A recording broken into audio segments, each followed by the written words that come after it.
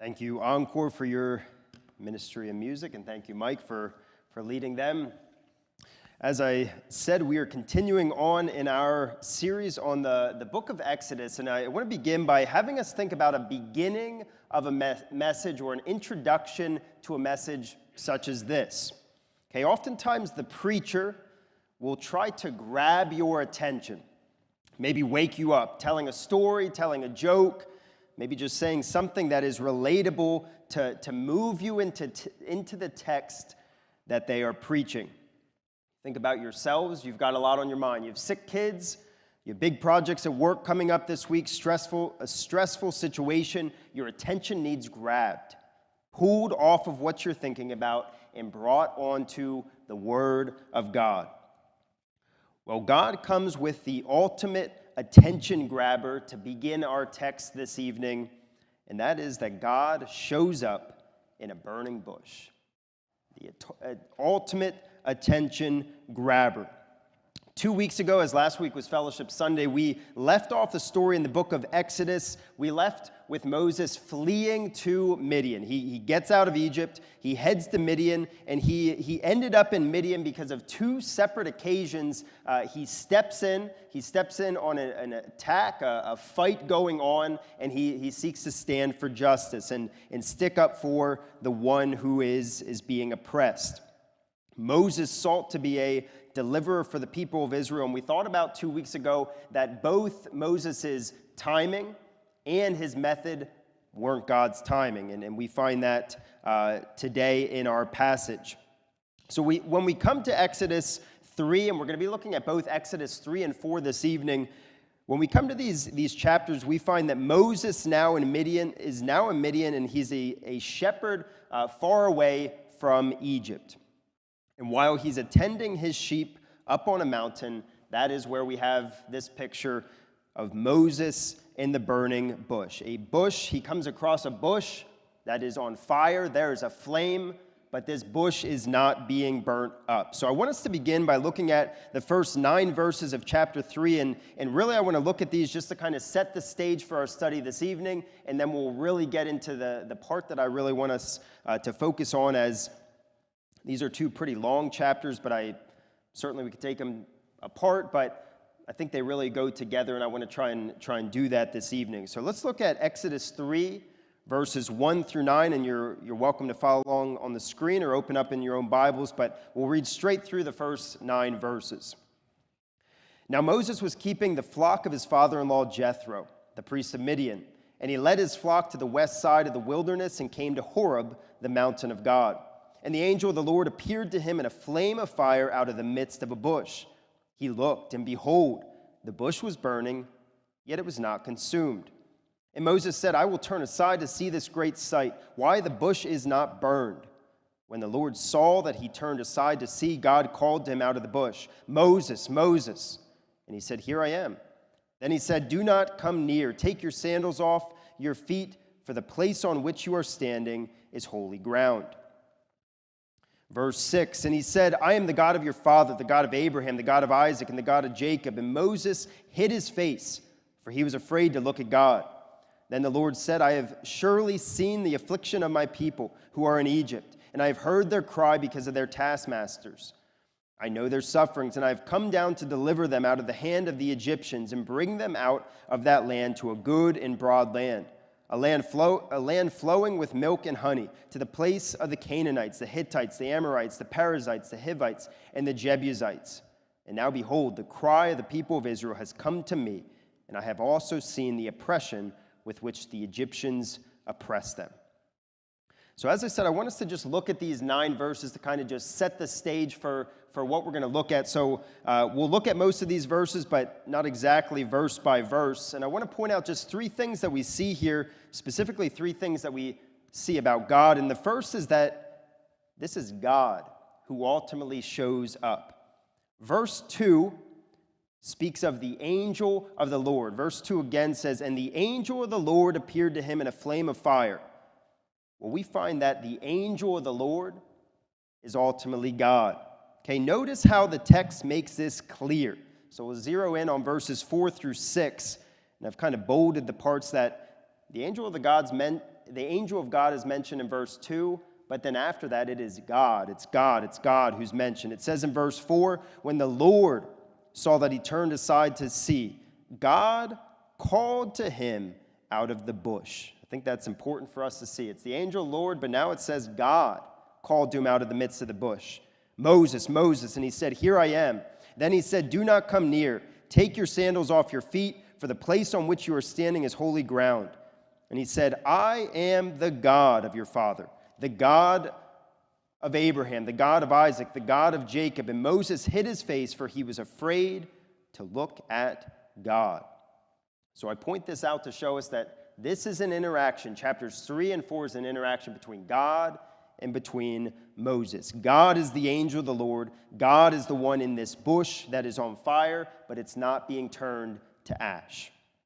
Second thing I want to point out concerning God is that we have God's holiness and his compassion balanced in these verses. Holiness, okay, when it speaks of holy ground, we'll look at that verse in a moment, but holiness speaks of an apartness, okay, being apart from others, or different, or sacred, or pure. So we have this displayed alongside God's care and his concern for his people. The fact that God is shown to be far above, far different from Moses, far greater than Moses in his holiness, and yet he's willing to come down and be with his people and associate with them and help them through their suffering. Two things that might not seem to go together, they go together in God. Exodus 3:5, we find this holiness. It says, then he said, do not come near, take your sandals off your feet, for the place on which you are standing is holy ground. It's holy because God is there. God has shown up. He's present. Has nothing to do with the actual ground that Moses is on. And then Exodus 3:7-8, we find this compassion. So holiness balanced with compassion. It says in verse 7, and then the beginning of verse 8, then the Lord said, I have surely seen the affliction of my people who are in Egypt and have heard their cry because of their taskmasters. I know their sufferings, and I have come down to deliver them out of the hand of the Egyptians. And then the third thing I want us to see concerning God is that God is coming through on his promises. And we see this in verse 8. It says, I have come down to deliver them out of the hand of the Egyptians. And then here's the promise that is going to be fulfilled, and to bring them up out of that land to a good and broad land, a land flowing with milk and honey, to the place of the Canaanites, the Hittites, the Amorites, the Perizzites, the Hivites, and the Jebusites. So if you think back through our study, if you've been here with us in Exodus 1, we found that God was continuing to fulfill his promise concerning making Abraham's family into a great nation. They were multiplying, they were growing, and this was ultimately a fulfillment of the promise that Abraham, I'm going to make you a great nation. Abraham had no children, and now we find in Exodus 1 that he has many, many descendants. And here we find God is answering or fulfilling or starting to fulfill a second promise that God had made centuries before to Abraham, and that is in Genesis 15. And I'll read for us verses 13 through 21. It says, and this is, as I said, centuries ago. Then the Lord said to Abram, know for certain that your offspring will be sojourners in a land that is not theirs, and will be servants there, and they will be afflicted for 400 years. But I will bring judgment on the nation that they serve, and afterward they shall come out with great possessions. As for you, you shall go to your fathers in peace. You shall be buried in a good old age, and they shall come back here in the 4th generation. So come back there is the land of Canaan. For the iniquity of the Amorites is not yet complete. And then verse 17. When the sun had gone down and it was dark, behold, a smoking fire pot and a flaming torch passed between these pieces. On that day the Lord made a covenant with Abram, saying, to your offspring I give this land, from the river of Egypt to the great river, the river Euphrates, the land of the Canaanites, the Kenizzites, the Cadmonites, the Hittites, the Perizzites, and the Rephaim, the Amorites, the Hittites, the Girgashites, and the Jebusites. So back in Genesis 15, God promises Abraham, I'm going to give you this land. This is going to be your land. Well, then as we go through Genesis, we find they actually leave that land. They go to Egypt, as we've seen them in. Now God is showing up in our text, and he's saying, I'm going to bring you to that land. Okay, I'm going to bring you out of Egypt. I'm going to bring you to this land. And if we're following along with this story, okay, if we were just reading it all at one shot, we should come to this part and say, finally. Finally, we've been waiting for this to happen. Finally, after hundreds of years of being in Egypt, it's finally happening. So these verses set the stage for what I want to be our focus for this evening, and that is God and Moses' interaction. So far, it's been pretty light on Moses' part. He hasn't said a lot. God said more, but we find they have a back and forth. They have an interaction where God's talking, but certainly Moses is as well. And I want that to be our focus for this evening. So we'll look at most of Exodus 3 and 4, as this is what covers it, and this will be our theme. Exodus 3 and 4 show us a revealing refusal as God sends Moses. Moses' refusal occasions God to reveal himself further. So our outline is pretty simple. We're going to see right after verse 9, which we just looked at, God is going to commission. He's going to send Moses.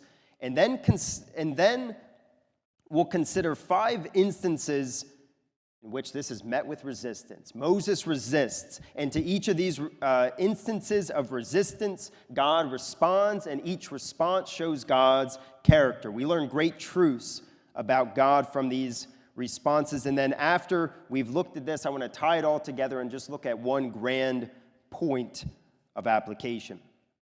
So God commissions Moses to a task that we might expect him to be up for. Look with me at Exodus 1:10. It says, "Come, I will send you to Pharaoh, that you may bring my people, the children of Israel, out of Egypt." So God shows up to Moses in a burning bush nonetheless, and he does so to call him to be his leader, to be his deliverer, to even be a prophet to the people of Israel. God is sending Moses. So he speaks about, I've come down. And we find that Moses is the one that he wants to work through. He says, I will send you. And if we think back to chapter 2 weeks ago, we saw that Moses' character was revealed. And I mentioned this right in the beginning, that on 3 instances, he sought to deliver. He sought to stand up for justice. He took initiative. He was bold. We could even say Moses was fearless in these instances of standing up for someone that's oppressed. And I think as we leave chapter 2, we might think we have this man who is confident and bold. We might expect his response to be here when God says, I want to send you, for Moses to say, here I am, send me, as we find with Isaiah later in the Bible. We might expect Moses to say, sign me up. I've been rearing to go here in Midian. But we find this is not the case. As we come to, as I said, the first instance of resistance from Moses to God's sending, and that is doubting his, and that's Moses' capability. Look with me at Exodus 3:11. But Moses said to God, who am I that I should go to Pharaoh and bring the children of Israel out of Egypt?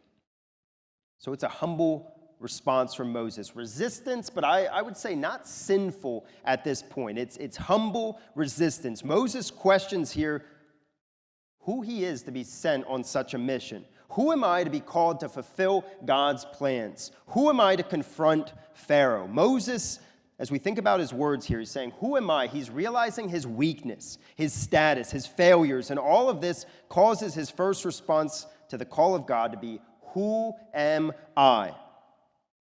I think as we think about Moses here, and as we think back to chapter 2, it might be a little baffling. How do we go from this bold, confident man to now someone who isn't up for the task, doesn't want to do it? I believe we see a man who has changed, a man who's been humbled, a man who was once confident in who he was, a man who was bold for what he believed was right, but it got shut down. Okay? His confidence was shattered by rejection. He tried to deliver, but it failed. In chapter 2, I'm not the man for the job, Moses is saying. Now, God's response is interesting. We might expect, so Moses says, who am I? We might expect for God to say, no, Moses, you know what? You had right motives many years ago. Your character was right. Moses, you're a leader. You're up for the task. Your character stands behind you. You are capable. That's what we might expect for God to answer when Moses says, who am I? And God to tell him who he is, why he chose him, what abilities Moses had that others did not. As we come to God's response, that's not where God goes. So we come to God's response, and God's response does not focus on Moses, but on himself. Look with me at verse 12. It says in Exodus 3:12, he said, But I will be with you, and this shall be a sign for you that I have sent you. When you have brought the people out of Egypt, you shall serve God on this mountain. So who am I, Moses says? And God replies by saying nothing of Moses, but he speaks of himself. Okay, Christopher Wright in his commentary says this succinctly. I just think it's worth quoting because it says it well. It matters not who Moses is. What matters is who is going with him. So that's God's response. Okay, it doesn't matter who you are, Moses. It matters that I am going with you. God doesn't speak of Moses' qualifications for the job. He doesn't speak about experience, but he speaks of himself. And he tells Moses, you can do this because I'm going too. It won't just be you, but I will be there. I will be present and at work. That's how God answers Moses' question, who am I? This God who is holy, who's apart, who's different from any other creature that's been created, will be going with Moses. God may be sending Moses, but he will be accompanying him on the way. God's not just saying, go Moses, and then check back in with me from time to time. God's not like a boss or a manager who sends out his employees to do work, to go out maybe on a road trip, and then has his employees come back and report to him. No, God sends Moses, and God is with Moses as he is sent. He will be with Moses the entire time. If we think about this response, I think this would be a comfort. Okay, we'd expect it to be a comfort. This should have sold Moses. Moses says, who am I? And God essentially says, it doesn't matter. It matters that I'm going along for the ride. And if we look at the second part, God says, I will be with you. And then we get a sign. And when you think about this sign, it's not necessarily a sign as we'd think about it, but it's God giving him a promise. It says again, and this shall be a sign for you that I have sent you. When you have brought the people out of Egypt, you shall serve God on this mountain. So as I said, it's more of a promise for Moses to take stock in. God is saying, you're going to come full circle. You're going to go to Egypt, and then you'll bring the people right back here. You end up in this mountain. And more just giving us a look ahead. When we come to chapter 19 in the book of Exodus, we are going to see that they do come back to this mountain. It has a different name in Exodus 19, and that is Mount Sinai. Mount Sinai and Mount Horeb are the same mountain. So the same place that we're going to find in chapter 19, God shows up to Moses and the people of Israel, is the same place that he revealed himself in the burning bush. But as we think about God's response, we find that this is not enough for Moses. It's not good enough to hear that God will accompany him. So we come to the second instance of resistance from Moses to God's sending, and that is questioning what God was capable of. Look with me at verse 13.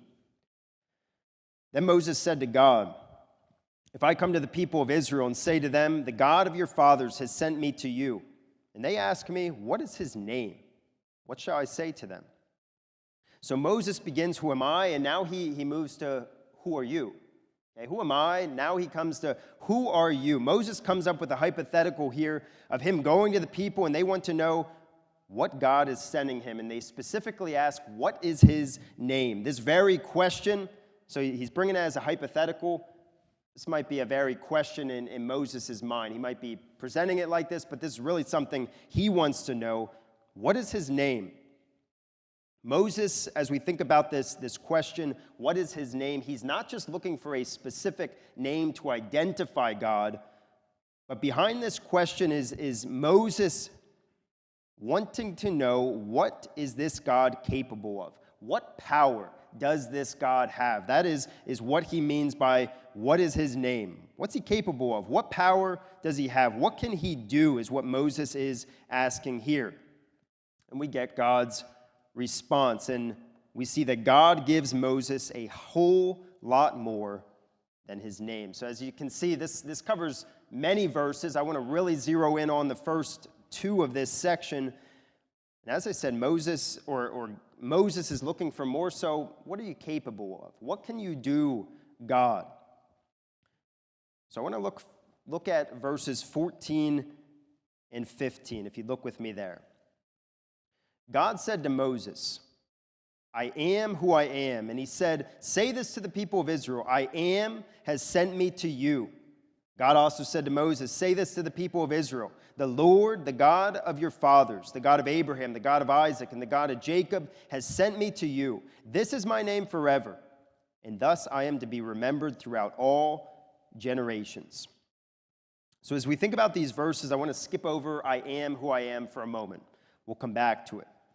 But the name God gives to Moses seems to be found in the next two things God says after it. He says, I am has sent me to you. So if you look at the end of verse 14, it says, say to the people of Israel, I am has sent me to you. And then in verse 15, it says, God also said to Moses, say this to the people of Israel, the Lord, the God of your fathers. So this seems to be the name that he's given. If he's looking for a specific identifying name, the two that he gives is I am and the Lord. Okay, these two phrases, I am and the Lord, are very similar in the Hebrew. They come from the word that means to be, to exist, which is ultimately saying God is present, God is alive, he's there, God exists right then and there. And this is significant as Moses goes on to say in the rest then, it says, the Lord, the God of your fathers, the God of Abraham, the God of Isaac, and the God of Jacob, has sent me to you. So he's saying, I'm the same God that your ancestors worshipped. I'm the same God that made promises to them. I'm the same God that led them there to the land of Egypt. I still exist. I'm not a thing of the past. I've not passed off the scene, but I am still alive. I am, not I was, but I am. I'm still present. I'm still in existence. And even there at the end, the very last sentence of verse 15, we get a future aspect to this name as it says, this is my name forever, and thus I am to be remembered throughout all generations. So he shows that he will continue to exist. He's not just a thing of the past, nor is he just a thing that is present right there, but will die eventually, but he's a thing of the future. He is eternal. So by saying, I am, I exist, he is saying, I have no beginning and no end. So I am and the Lord. As I said, these are very, very similar words in the Hebrew. Just to summarize, they mean he exists now and in the past and in the future. This is the same God who worked in the past. He will work now, and in the future he's gone nowhere and he is going nowhere. He will always be. That is what God means by this specific identifying name of I am or the Lord, which is, that second one is the one that we often see in the scriptures, the Lord, and I have that up there, Yahweh. You've heard that. That's where it comes from, the Lord. But now I want to circle back around to the first thing that God says concerning himself. We could call this a name, but I think it's more of an explanation of who he is, what he can do, his character. God said to Moses in verse 14, I am who I am. So we see that God exists. He's forever there. He's alive in all generations. He's eternal. And now with this additional name, or as I said, if you'd like to call it an explanation of his name, we find that God is self-existent. Okay, I am who I am.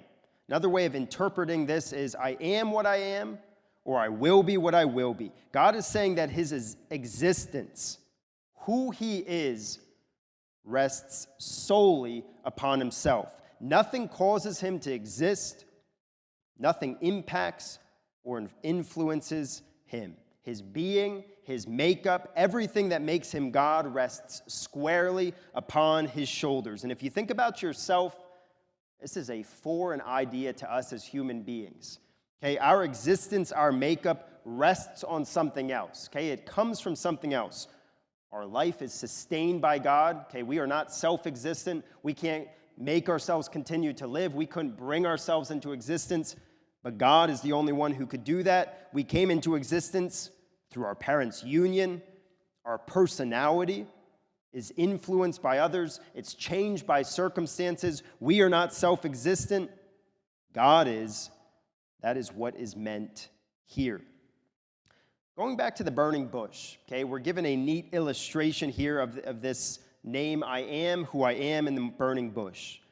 Going back to verses 2 and 3, it says, "And the angel of the Lord appeared to him in a flame of fire out of the midst of the bush. He looked, and behold, the bush was burning, yet it was not consumed.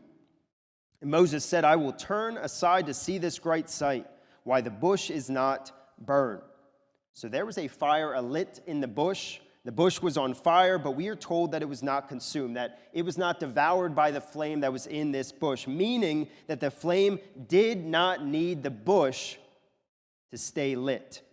Okay, take the bush away, the flame's still there. Okay, it's still on fire. Usually you need a bush, you need brush to make a fire keep going. We find that this flame was self-existent. We were already told that God is this flame. God is this fire in the burning bush. So it is a picture of his self-existence. He doesn't need anything else to cause him to be able to exist. It's a picture of this name, I am who I am. And I don't have these passages here more so for sake of time, but we're going to see continuing in Exodus, and actually before Exodus in Genesis 15, which we read a little bit ago, and then continuing on into Exodus, God shows up in a flame just like this, a flame that is self-existent, doesn't need anything else to exist. So the burning bush is not a unique or a singular incident in the scriptures, but God shows up in a fire, a self-existent fire, several different times. And one other thing that again, we don't have time to develop this evening, but maybe just to pique your interest, amazingly, when we come to the New Testament, we find that the Son of God, Jesus, makes, I believe, 9 statements. And he refers to himself as I am. And I have just one of them up here. John 8:58, he says, before Abraham was, I am. Not before Abraham was, I was, which that would have been a pretty revealing statement, but he says, before Abraham was, I am. He's claiming to be God. He was claiming to be the God who appeared in the burning bush, and that incident in specific really got the Jews up in arms. But for the sake of our passage this evening, we find that Moses says, what is your name? And God says, I am who I am. I am the Lord Yahweh. God gives Moses a loaded answer to show who he is, what he's capable of, what he can do. And this passage goes on, and for the sake of time, we're not going to be able to read through these verses. I was just going to read through them to show us, but in these verses 16 through 22, God gives Moses really a road tour on what is about to happen. He gives some pretty specific details. He walks him through his interactions with the Israelites. We'll come back to that verse in a little, but he talks about him showing up to the king of Egypt. He even talks about when they leave Egypt, God prophesies, or he tells him straight up that the Egyptians are going to give you riches. They're going to give you things as you leave Egypt, showing Moses that God not only knew the future, but he had planned what would take place when he sent Moses. Moses just needs to trust what God says. Well, he doesn't. And we come to the third instance of resistance from Moses to God's sending, and that is disregard for what God had just told him. Okay, in Exodus 4, verse 1, it says, then Moses answered, but behold, they will not believe me or listen to my voice, for they will say, the Lord did not appear to you. If you think about this, Moses, we could just chalk this up to anxiety, worry. That Moses is saying, they're not going to listen to my voice. They won't listen to me. But if we go back to verse 18, which, as I said, we didn't read, but verse 18 said this. God is saying what will happen, and he says, and they will listen to your voice. That's the Israelites. And the elders of Israel shall go to the king of Egypt and say to him. So he says about the Israelites, these elders, he says, they're going to listen to your voice. They're going to believe you. They're going to trust you. And we see here that Moses here, essentially in chapter 4, verse 1, he's saying, no, they won't. God, I'm sorry, but that is not going to happen. Moses has guts to deny God and what he said would happen. It's exactly what Moses does here. He straight up denies what God has said. And we get God's response, and God graciously displays his power. So I don't want us to miss it, but God doesn't say to Moses, Moses, I just told you this. Why wouldn't you believe me? And surprisingly, God doesn't call Moses out. He's extremely gracious. He kind of just moves right on past this, and he helps Moses and tries to help the Israelites believe. So his response is to give him signs.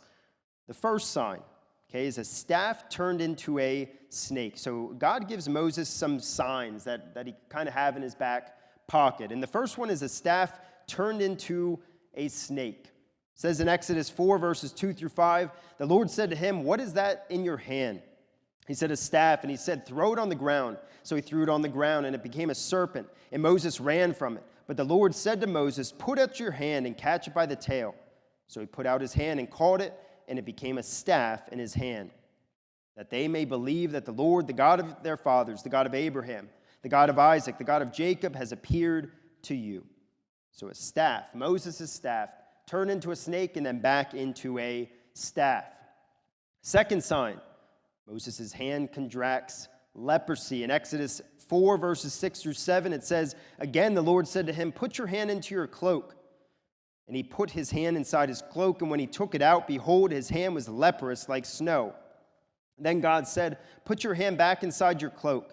So he put his hand back inside his cloak, and when he took it out, behold, it was restored like the rest of his flesh. So he gives him a disease and then takes it away. Something that was very hard to get away, God does it in an instance. And then the third sign is water turned to blood. Exodus 4, verses 8 through 9. If they will not believe you, God said, or listen to the first sign, they may believe the latter sign. If they will not believe even these two signs or listen to your voice, you shall take some water from the Nile and pour it on the ground. And the water that you shall take from the Nile will become blood on the dry ground. So all three of these signs God gives to Moses, showing his power, showing what he is capable of. God gives them in the context of proving to the Israelites who he is and to show Moses is sent from him. And in so doing, it should have also convinced Moses of what God was capable of. But we see even these signs don't move the needle for Moses. So at this point, we should be getting wary of what Moses is doing to God as he continues to resist and resist and resist, but he continues to go. With the fourth instance of resistance from Moses to God's sending, and now Moses brings up a deficiency that he has in public speaking. Look with me at verse 10. It says, but Moses said to the Lord, O my Lord, I am not eloquent either in the past or since you have spoken to your servant, but I am slow of speech and of tongue. Just to give us another translation that I think brings out the Hebrew a little better, it says, and Moses said to Yahweh, please, Lord, I am not a man of words, neither recently nor in the past, nor since you're speaking to your servant, because I am heavy of mouth and of tongue. Okay, Moses' excuse here concerns his speaking ability. Okay, he says, I'm not a man of words. And he goes on, in that last phrase, says, I am heavy. It's what the Hebrew word that in the ESV it said slow. Okay, here, this translation by the Lexham English Bible, it says, I am heavy of mouth and of tongue. And I think here what it's talking about is not just Moses being a bad public speaker, that he's scared, that he's anxious to get up in front of people, but I think there's a very good chance here that a physical limitation of Moses' mouth, his tongue, is being talked about here, speaking of something like a speech impediment. Okay, as we're going to see in the next section, God goes on and he actually talks about some physical disabilities. But I think here it's not just saying Moses is not a good public speaker, but his speaking's hindered. It's not clear. He has trouble speaking. Moses brings a physical limitation now to resist God's call. So he keeps bringing up resistance, excuse after excuse, and now he says, God, my mouth is not good. I can't speak right. Well, God's response. God reminds and overcomes the excuse that's given. In Exodus 4:11, God simply says, I created that limitation. It says in verse 11, then the Lord said to him, who has made man's mouth? Who makes him mute or deaf or seeing or blind? Is it not I, the Lord? So as I said, he goes on to talk about actual physical limitations. He says mute, deaf, seeing, blind.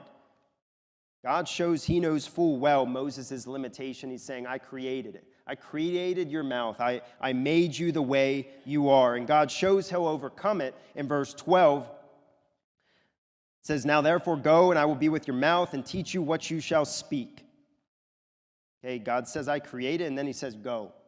Now therefore go. He speaks of the fact that he will be with him, and more specifically, he will be with his limited mouth. And I'd like to just point out for us that God doesn't say, all right, I'll fix it.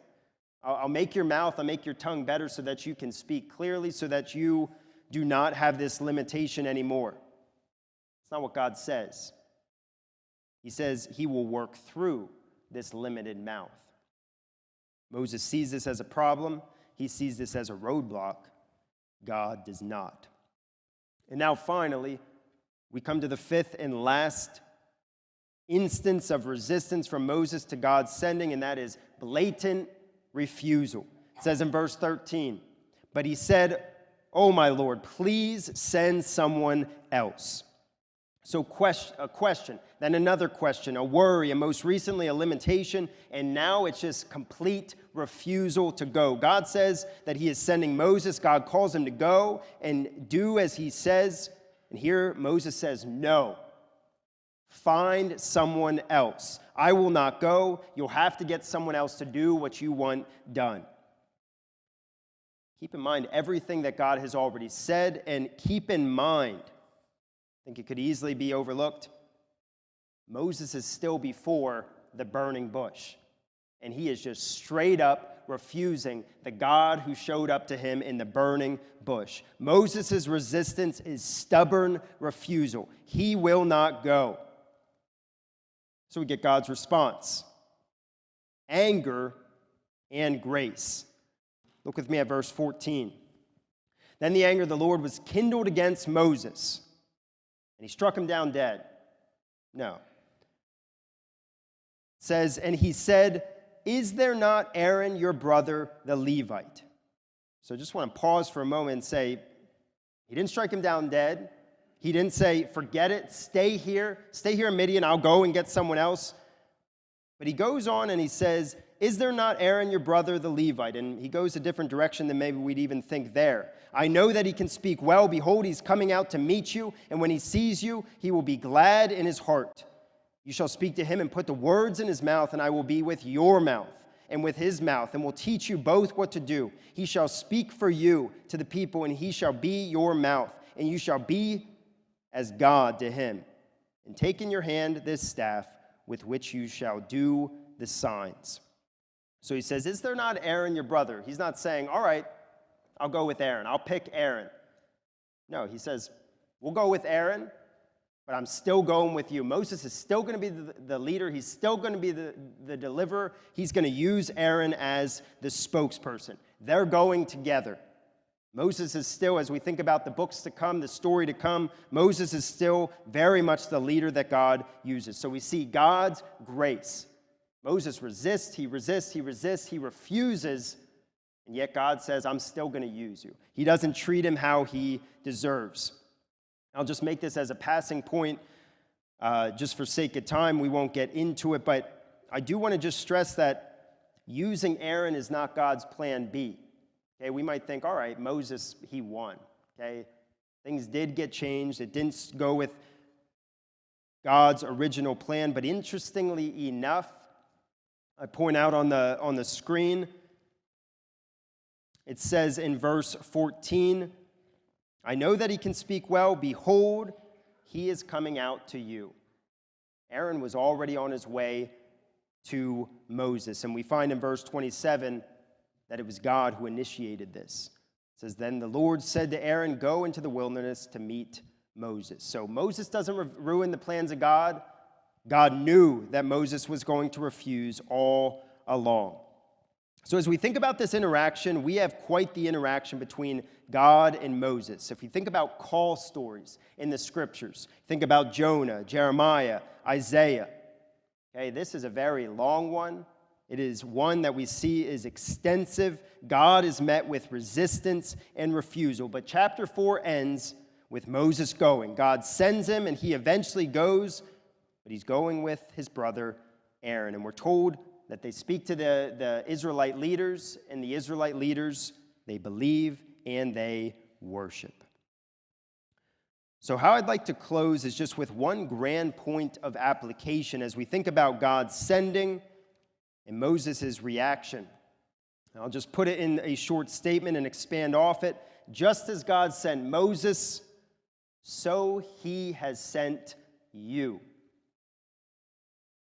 I'm going to begin and fly through these first two. I do want to say there's a uniqueness to Moses' call. Okay, no one else is called to lead the children of Israel out of Israel. We're not called to do that. Okay, Moses was. This call is unique, that God would use him as his leader. He would use him as his deliverer. In one sense, this is a unique call. But there are similarities with our call, the call that I'm saying we are sent. Moses was sent to deliver the people of Israel. He was God's instrument. He was God's tool of salvation and deliverance. And so, too, there is a call for every Christian. It says in Matthew 28:18-20, and Jesus came and said to them, all authority in heaven and on earth has been given to me. Go, therefore, make disciples of all nations, baptizing them in the name of the Father and of the Son and the Holy Spirit, teaching them to observe all that I have commanded you. And behold, I am with you always to the end of the age. God calls Moses to go. God calls us to go. We are called to go and make disciples. We're called to go and bring deliverance and salvation for people. Not that we're actually bringing about the deliverance or the salvation, just like Moses wasn't either. It was ultimately God working. But we are sharing the message through which God will work to bring about a saving knowledge of him. Each of us is sent. Just as Moses was sent, we are as well. John 17:18, Jesus prays this in his high priestly prayer. As you sent me into the world, so I have sent them into the world. So we are being sent into the world to share the gospel, to do the Lord's work, to bring the message of salvation to the lost. And the question is, how have you responded to being sent? How have you responded to the call to make disciples? We've gotten to see Moses' response. Excuse after excuse after excuse, resisting and then ultimately refusing. Have you been resisting and resisting? Have you eventually just refused? If someone could see the 24/7 shot of your life, they would say, yes, they are not making disciples of Christ. Maybe for you, you feel like Moses. You don't believe you're up for the task. Maybe you're worried people will reject you. Maybe you have some limitation. I think Moses' resistance and his refusal should be a challenge to us, as tonight we have come into contact with the God behind the call. And just like he said, I will be with you, Moses, he says the same to us. It says at the end of the Great Commission, and behold, I am with you always, to the end of the age. God promises to be with us. God promises to be present. He's not just sending us off on this mission alone, but he's going with us. He's joining in as we share the gospel to the lost. Tonight we've encountered the God who shows up in a burning bush. We've encountered the God who is compassionate in his people's suffering. We've encountered the God who is eternal, the God who's self-existent. We've encountered the God who knows the future. We've encountered the God who can do amazing and supernatural things. We've encountered the God who has made our bodies. He's the creator of all things. He's created even our limitations. This is the God behind our call. This is the God who is sending us. This is the God who is there with us as we go. So the challenge I'll leave us with this evening, out of this text, is go, for you have been sent. Let's close with a word of prayer. Lord, we thank you for how we have examples in the scriptures of what not to do.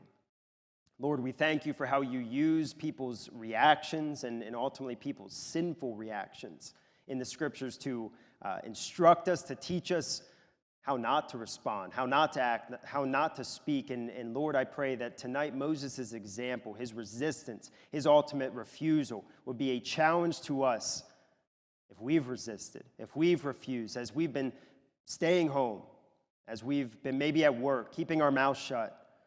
Lord, I pray that you would help us to think about intentional, to think about real specific ways that we can go out and share the gospel with the lost, that we'd think about the unbelievers in our life. And Lord, I pray that you would work in us a boldness, a confidence, knowing that you are with us. And Lord, tonight I pray that we would go, for you have sent us just as you sent Moses. Lord, use us.